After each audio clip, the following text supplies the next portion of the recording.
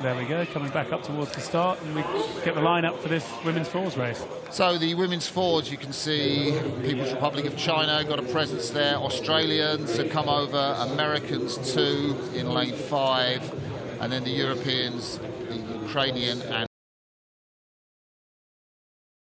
Polish teams complete the lineups.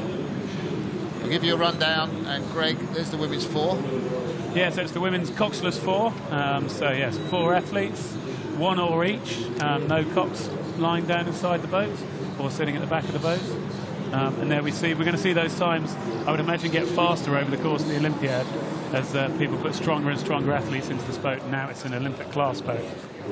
So these guys have had a test event, and this is the People's Republic of China in lane 1, and no Olympians in this boat, but they're looking forward to their provincial championships in August. The Americans, always very strong. They finished second in the test event behind Australia, some under-23 world champions in that boat.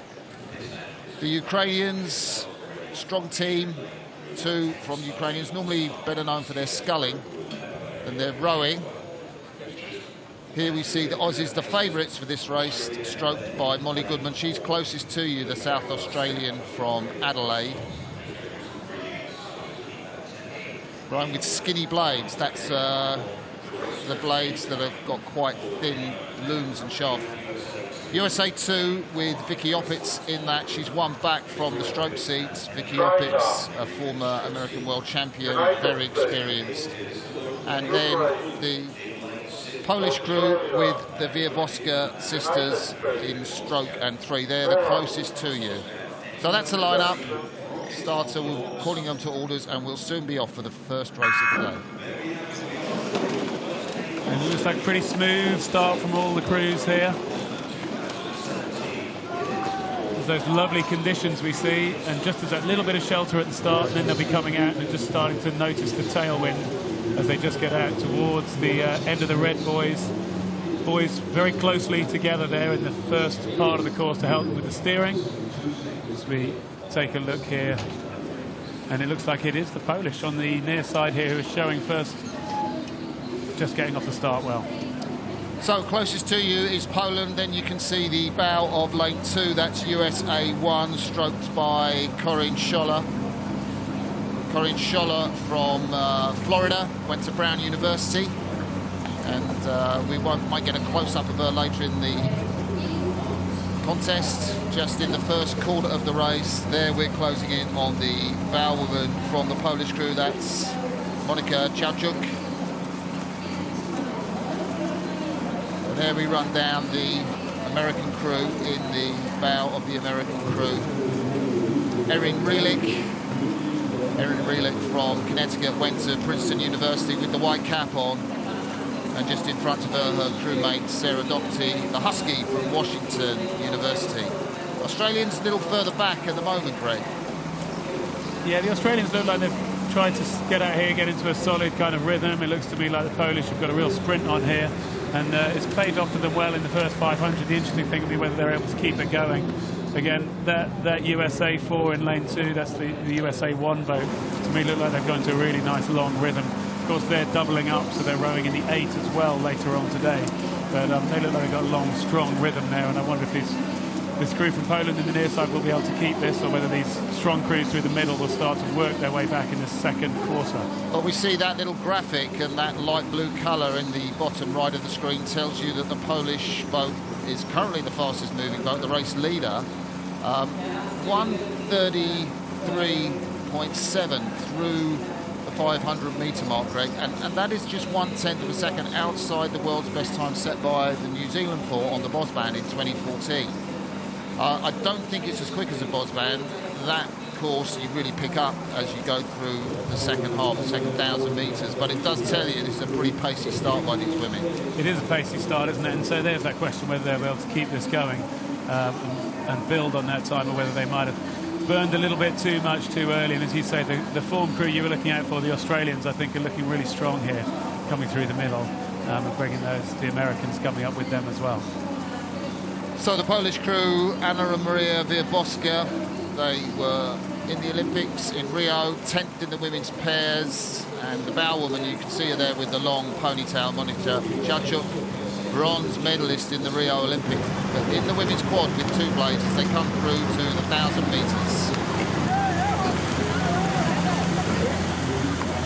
The race has tightened up slightly at the front there. We can see these 3 just starting to move away from the rest of the field. Polish still keeping it out there. A little look across, you see sometimes the rowers look out the boat from Katrina Werry, the Mercantile rower, I think Mercantile Club down there in Victoria. And that's a great shot from the drone, isn't it? You can really see how close it is between these 3 crews. The Polish, the Australians in the middle, and the American #1 boat. Yeah, and we can see the stroke rates there. We've got Australia there at 37 strokes a minute, looking like they're making a big effort here in this 3rd quarter. Always a good time to make your move when other people are hurting. If the Polish have gone out hard, they're going to be feeling it in the 3rd quarter now. And the Australians, as they go through 12.50, look like they've just got out in front. That's a crucial move, isn't it? And of course Australia have really shaken up all their rowing and coaching setup. They brought in John Keogh, who was working with the Canadian women, back to Australia, and well, they've made an edict that the Australian women have got to go, and they've all got to row at Penrith, the course just outside Sydney. I gather they're building a new boathouse there for the women on the Nepean River, so they'll be quite comfy there. And well, if you want to row in Australia now in the national teams, you have to go, if you're the women, to Penrith, or if you're the men, to Canberra. There's no other choice.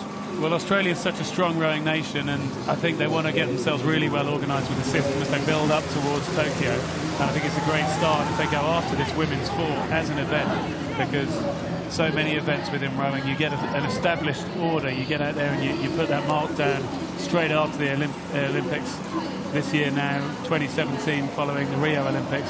Why not try and put your stamp on an event and then look to build over the course of 4 years? So we're into the last quarter of the race. The drone is telling us, you can see the Aussie women, Katrina Werry, Lucy Stephan, Sarah Hoare and Molly Goodman out in front. And then American 2 just at the top of your screen. They are in 2nd place. The Polish in a bronze medal position.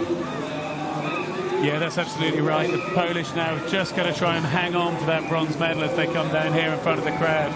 But it is that Australian 4 who are moving out and moving every stroke now as they come up towards the last 100 or so. Yes, we can see them now look over our left shoulder, and they're well in view as they approach the finish. Just 150 so metres there. That's the American crew. You can see the Chinese boat there at the top of your screen, but it's the Australians in bow. Katrina Werry, the Victorian, in front of her, Lucy Stephan from Melbourne University. In the 3-seat, the powerhouse Sarah Hoare from Huon Rowing Club in Tasmania. They're going to take this title, stroked by Molly Goodman. So cool, so calm. And the Australians come up to the line. There you see the finish line. Beautifully judged race from the Aussie women. USA won, did take the silver medal in the end, and I think the Polish just held off for that bronze medal. A little shake of the fist there from Anna Wielboska in the 3-seat to indicate they held off the Chinese over there on lane 1. Yeah, that's right. They did hold off the Chinese, and they are punching the air. They're delighted that they were out so bravely, that Polish crew, and then managed to hang on, as we see that USA crew that got the silver medal, and we might even see them celebrating the crew from Poland. So pleased they are with that performance, but they're going to be hurting. Confirmation that the Polish crew took 3rd place. If you're interested in the times, that world record pace was 6:14, and the time for that final was 6:22. So, as we said, they were on world record pace when they started off, but a little bit slower down the course.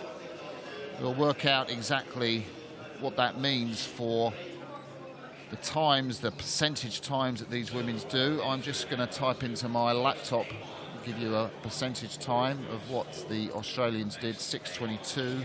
So we have a little look at some nice blade work of the crews driving their way off the start here. We've got that American crew there. Just lengthening the strokes up, taking a tiny little roll each stroke further as they come out, lengthening up. in the first 100 metres or so. Here we got the crews out through 250, 300 metres, where the Polish were very brave, got themselves well up into the lead. And Martin, you've done some calculations on these percentage times. So those of us who've listened to us before know we're quite keen on a percentage. So we'll work out the time that the crew's done here today as a percentage of the world best time, so we can do a comparison from one boat to another, which will give us an idea of who's the fastest in the whole regatta. So conditions getting quicker, Greg. The Australian women did 97.83% of world's best time, and 97.83%. That is very rapid. Of course, the women's four, a new event in the Olympic calendar, hasn't been there since 1992. Then won by the Canadians. They doubled up that crew and won the women's 8 in the 92 Olympics. Actually watched you win your Cox Pair gold medal, Greg. That's right, yeah. I remember there was a very strong Canadian women's team at that stage. We don't have the Canadian women here. We don't have the Romanian women here. Both very strong nations who you would expect might come in and compete for the medals in an event like this.